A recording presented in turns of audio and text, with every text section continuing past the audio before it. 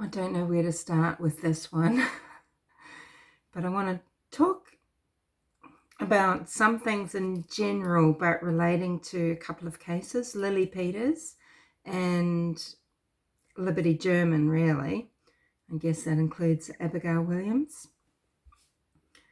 Is there an epidemic of checked out parents who turn their backs on the dangers their children face when it comes to social media and technology? Are some parents aware and not concerned because of scary reasons? Or are they naive, busy, distracted? I was watching a true crime channel. She covers really serious adult issues, crimes that involve violence, sexual violence, etc., murder of children, and she was covering the case of 10-year-old Lily Peters, who was tortured and murdered by her 14-year-old male cousin. And in her comment section, a child with an avatar photo, tongue out, a la a photo that we see of Libby German on her social media. A child commenting, saying, "Lily is my cousin." And the YouTuber has said, "Oh, wow, I'd love to talk to you. Come on my channel." Anywho, this child, her YouTube channel is worrisome. And to me, she could be 9 years old, 10, 11, 12, 13. She's possibly 14, but she looks younger and she acts younger, but she's feigning more sophistication. But she has childish mannerisms, facial expressions. She tries to copy, I think, older people that maybe she follows on social media, like Instagram and TikTok, for example. She's got braces, and braces are usually put on prepubescent children because that's when you get the best results. So sometimes 8 or 9, but usually between 10 and 14, that's when braces are put on a child. And this child's got braces. And she's got 39 subscribers, and most of her videos just have a few views and a few likes, 20, 30 likes, as you would expect for that number of subscribers. And her video called Night Routine has 4,300 views. And her video called Morning Routine has 605 views. And all of her videos have the comment section switched off, but then there's a video that doesn't, and it's a video of her dog saying, "Look at this cute dog," or something like that. And in her comment section, she has commented, "I have Snapchat." And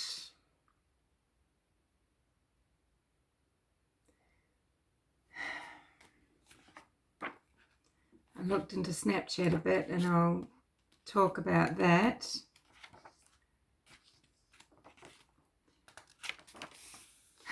So this child with braces and long hair and her childish movements and her weird expressions, and this is not a diss on this poor child, but this is a diss on society and parenting. She, talks about in her videos that she doesn't like school. It's really hard for her to get out of school because, she's like really young.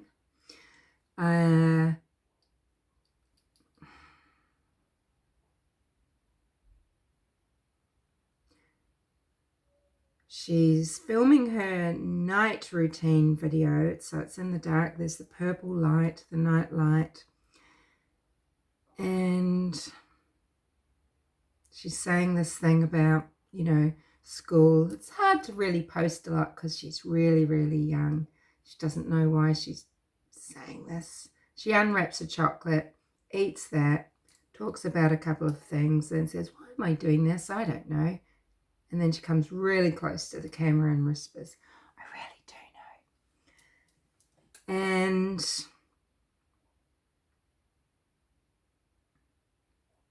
there's bits of it where there's music edited in too loud and things like that. And that happens on a few of her videos. She goes, wait, let's measure my face. She has this tape measure, you know, a builder's tape measure, and she holds it out. The yellow, it sticks out, and she holds it up to her face, and she goes 7 inches. It's so bizarre.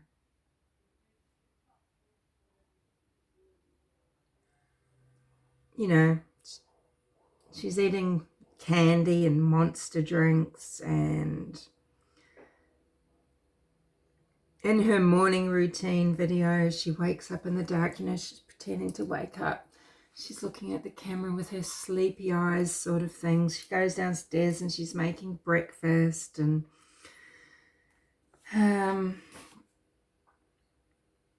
you know, she's got a Christmas haul, and that's when, you know, she's getting an iPhone 12, very expensive phone. No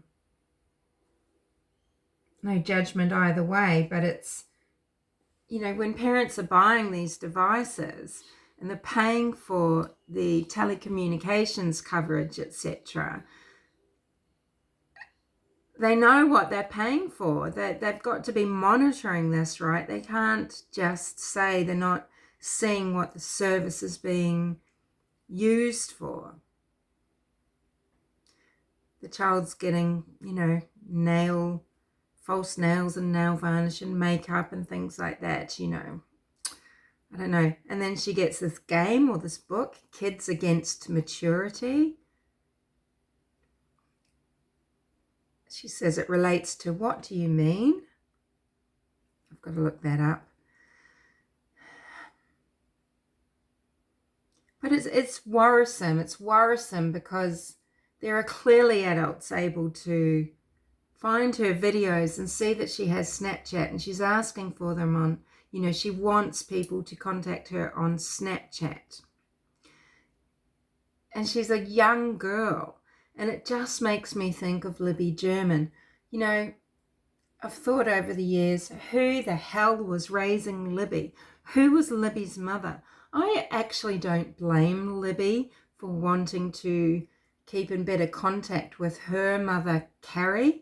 I think Kelsey might have had something to say about that because Kelsey hates her mother so much. She might have wanted to control Libby. I feel like there's jealousy coming through from Kelsey toward Libby about many things. Was Kelsey the closest thing that Libby had to a mother figure? Now that's no good. She's only 2 or so years older, and she has her own skewed view of the world. She's a damaged child herself. The products of the same broken home. The broken home they're still kind of living in. It should be that if a parent doesn't have custody of a child, they don't live in the same home as the child. If they're not responsible, they shouldn't be in the home. Derek German was living with the Patties, with his mummy, Becky Patty, the great enabler. Don't come for me. I've said this for years. Doesn't mean she's not suffering. Becky Patty has guardianship of Kelsey and Libby, and she still has her dropkick son in her home around these children. And she has other non-related menfolk around these children. We know that this is a danger. Just statistically, not saying anything about this family specifically. But if we want to talk about why children may or may not be safe, we need to look at risk factors. And Becky Patty is just so checked out and enabling. She's clearly not mothering these girls the way she was expected to. I mean, hey, she's raised her children, right?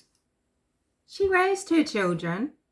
And now she's got these grandchildren in her home, and maybe the same attention just isn't there. I mean, look, she raised Derek. So she's now saying, oh, I should have been paying attention. Oh, I was too naive. I wasn't paying attention. I didn't understand what the kids were getting into with their social media apps. And if I saw Libby using apps that other children had, well, I'd assume it's all right. She's just pushing responsibility off onto other parents. She could have been the one that whistle blew. Hey, do you think this is safe? Should we have a discussion about what our children collectively are doing?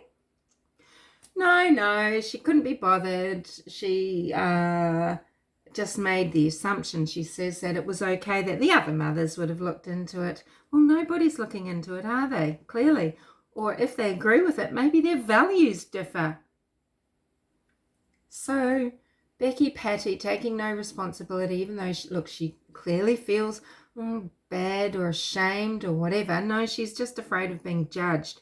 Becky Patty could have, right from the start, have taken the chance to use the tragedy of Libby and Abby and her grief to educate others. That's what she could have been doing for 5 years. She's angers me no end.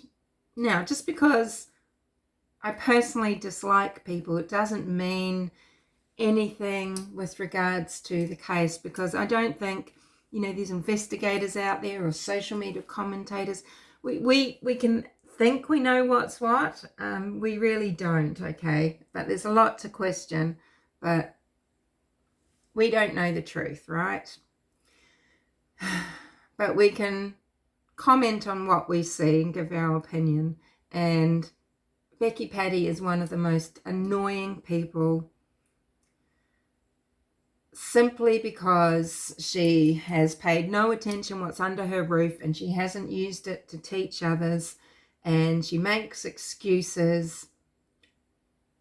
I think she thinks she knows something was going on. I don't know what the story is to do with the book. What is she trying to tell people? Promise not to tell. It's too little too late, Becky Patty. Number one, you weren't parenting your granddaughter. They were raising themselves, maybe. You can say, Musica, just right here in the lounge. That's what Libby was using. All her friends were using it, just Musica. This is TikTok, by the way. Predators Nation.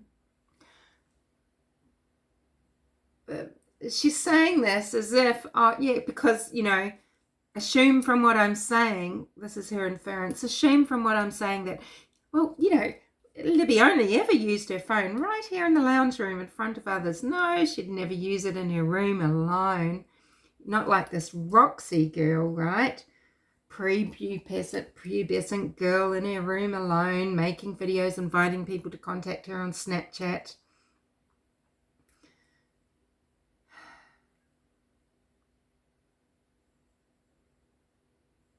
Pay attention. Pay attention, parents. You've got no excuses. Stop checking out. Just stop it. It's lazy. It's selfish. You're not raising your children anymore.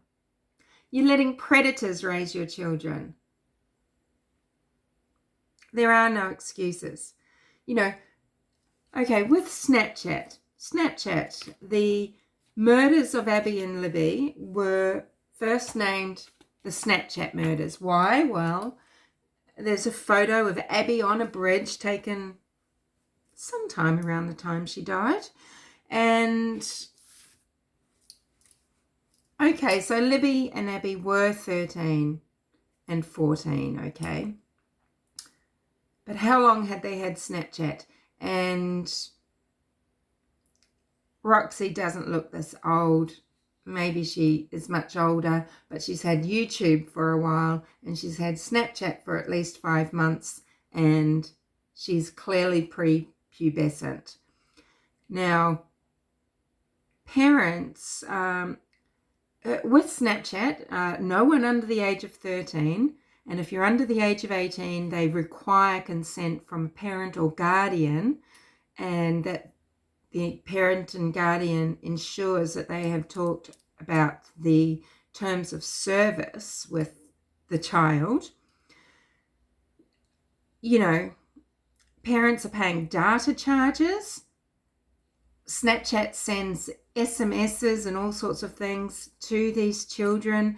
Are the parents aware that Snapchat can share the information of every single person using their product with their affiliates, with advertisers, for research, for all sorts of reasons? These children are not safe. So, yeah, what did I write here? Becky Patty turned her back on educating people. She knew she was lacking, and she had her lax parenting. The fact that she was in that parent role, but no one was parenting Libby. This frustrates me no end. Becky was not paying attention, and then she turned her back on years of teaching opportunity, right? She's had 5 years knowing about Snapchat, knowing about Anthony shots. Who cares if you were told, Becky, oh, it's nothing to do with catfishing? Oh, okay then, we won't talk about the dangers. I'll just sit over here, be aloof, look glazed and teary and, you know, numb or checked out at every interview. It's funny, I think what it is about Kelsey that makes me uncomfortable, because it's what makes me uncomfortable about Mike Patty, and it's just their personal, it's just the way of personally they present, right? You know, Mike Patty's nose twitch and lip twitch. Kelsey German does that as well. You know, I can't do it, but you know, it's so disconcerting, and it comes across as so like it's something that you have to contrive to do it. You have to make your face do it. It's so bizarre. I really hate it, and that's like a learned type of communicating. I don't know. I find it weird, but anyway. So the Snapchat app. Talk to friends, express yourself, inspire creativity, learn about the world.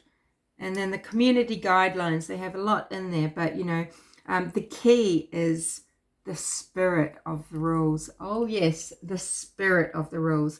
That is what Snapchat say that they will uphold. That they will, you know, make judgment, and just, it's whether they deign something to be in the spirit of the rules, right? So basically anything probably goes. And they also acknowledge that it's hard to anticipate every situation that might come up, and they reserve the right to decide at their discretion what violates that spirit, the spirit of the rules.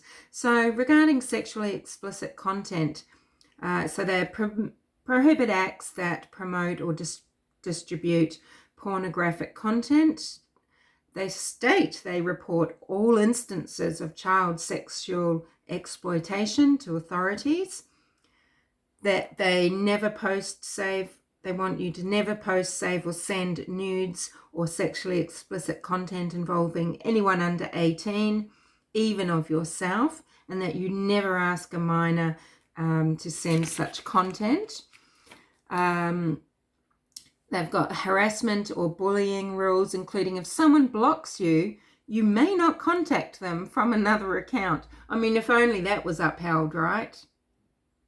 I mean, how many people make sock accounts and just keep attacking when they're blocked, making little nuisances of themselves? I mean, who ever would, you know? I only ever write as myself. And a lot of people who make videos and put themselves out there won't do that because it's, it's very exposing. But you find me everywhere, and I know that annoys people probably, but I'm a viewer that makes videos and uploads them. So I act just like a viewer. I go to people's channels, I make comment, I want to have discussions, blah, blah. So you may not contact them from another account, including no sharing of other people's private info or snaps of people in private places like bathrooms, bedrooms, locker rooms, or medical facilities without their knowledge or consent. If asked to remove a snap, please do. Regarding threats of violence and harm, no encouraging violence or dangerous behaviour, no snaps of animal abuse, no glorification of self-harm, including self-injury, suicide, or eating disorders. Now, you can't join if you're a sex offender or on a specially designated nationals list. You give up the rights for Snap to sell your info, share your info, and there's no compensation for that. All public content must be appropriate for 13 plus. They might review your content for purposes of developing services and products, etc. And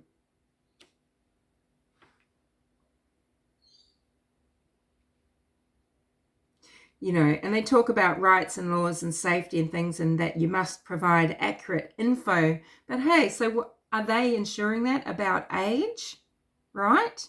Because we know people are lying on these apps all the time. So what does this mean, really, in reality?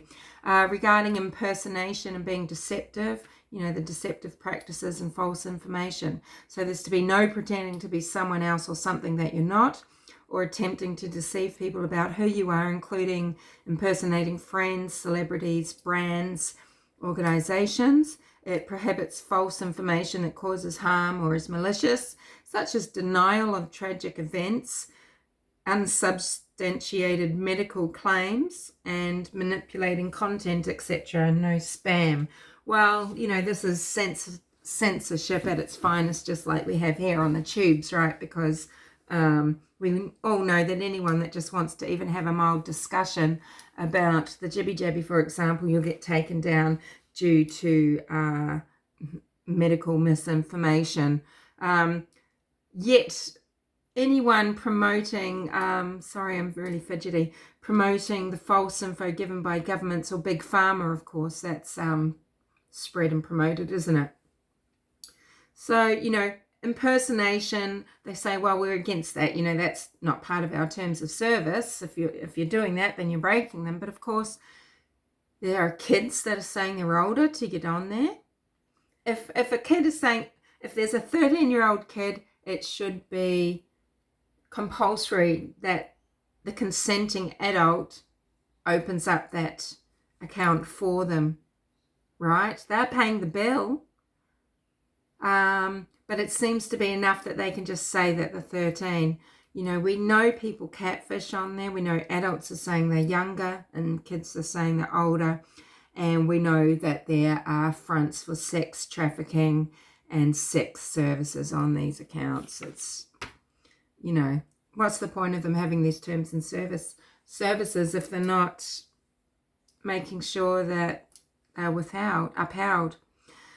Illegal activity, so, no cybercrime and organised crime, drugs, contraband, weapons, counterfeit goods, etc., counterfeit.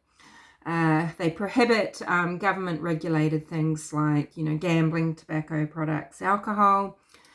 And then they've got this terrorism, hate groups and hate speech clause. There's a zero tolerance for anything that demeans, defames, promotes discrimination.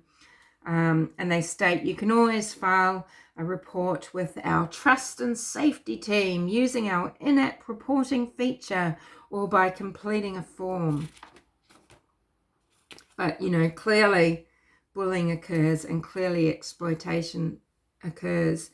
And, it just makes me wonder about this Roxy girl who apparently is in Lily Peter's extended family. What sort of exploitation is going on throughout this family? Lily Peters was living with stepbrothers, 3 teenage stepbrothers, all with problems. And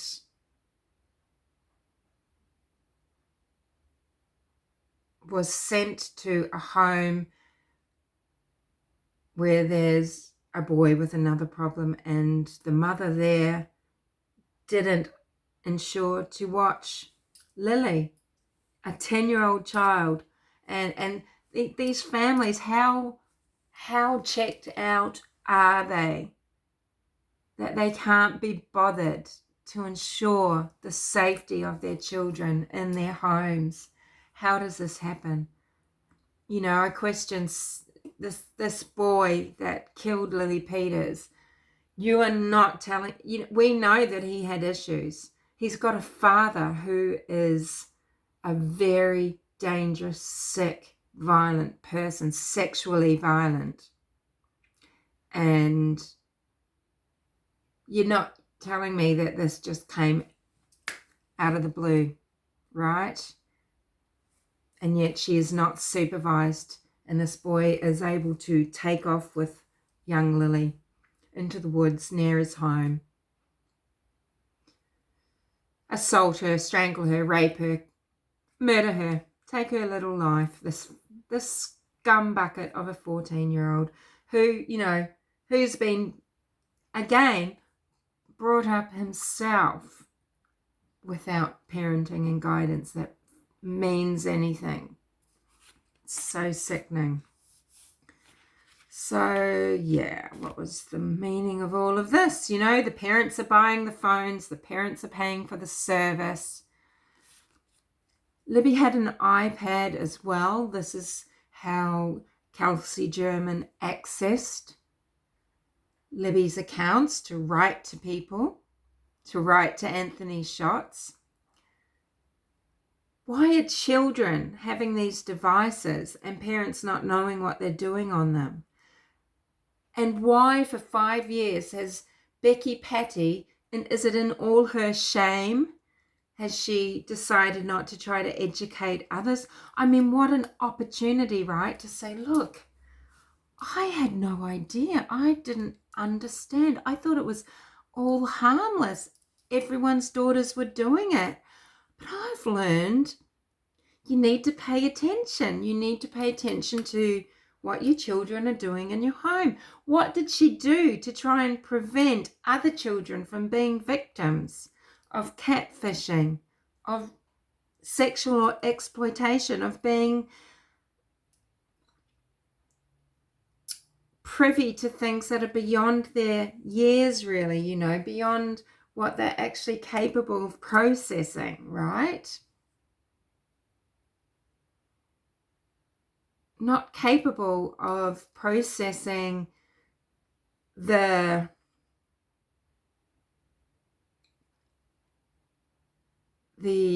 meaning behind things, what people want from them, right? And feeling all grown up, these children clearly feeling all grown up, but where are they learning these things? Where are they learning to say these provocative things at prepubescent ages, right? And I would like to know what Roxy has been exposed to in terms of pornography at her young age. I will guarantee you she has been. I want to know who's contacting her on Snapchat. She is clearly trying to say she wants to meet people. She wants to get out of school to meet people. It's truly sad. It's sad and bizarre.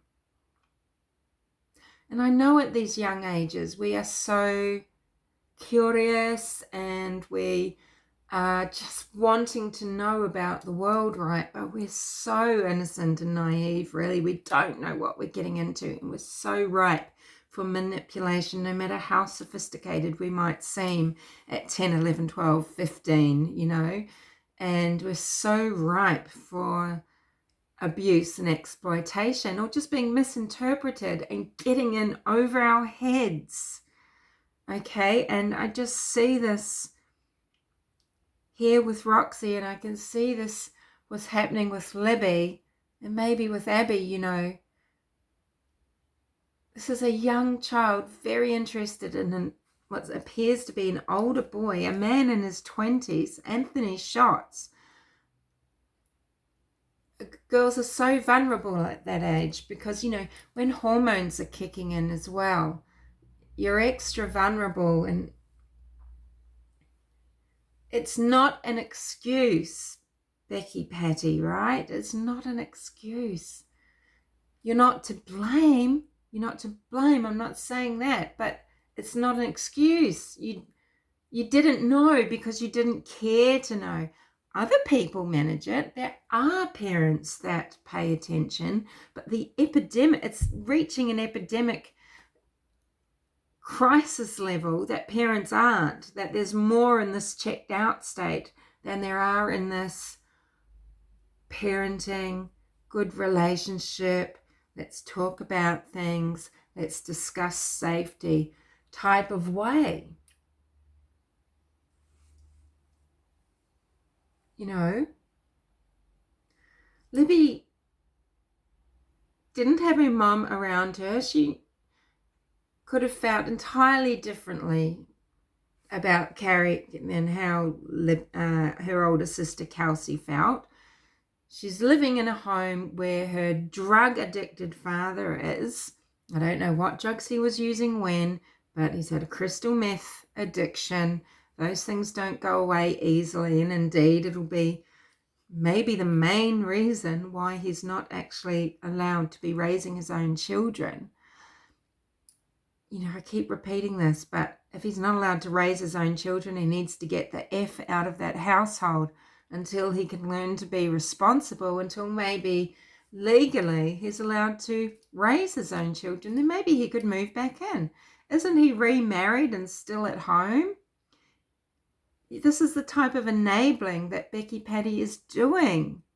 She's not learned her lesson over 5 years because she didn't take this opportunity. This frustrates me no end. I probably am sitting in judgment that I have no right to have, but I can't stand it because maybe there's people like whomever Roxy's parents are, if they're not part of the problem deeply, maybe they're the type of people that Becky Patty could have reached with her message, right? With the message of pay attention to your children. You need access to everything they've got access to. If they're not 13, they're not to be on the app. If they're under 18, you need to monitor it. You need to put restrictions on it. Don't just pay the bill. Don't just buy the phone, buy the iPad,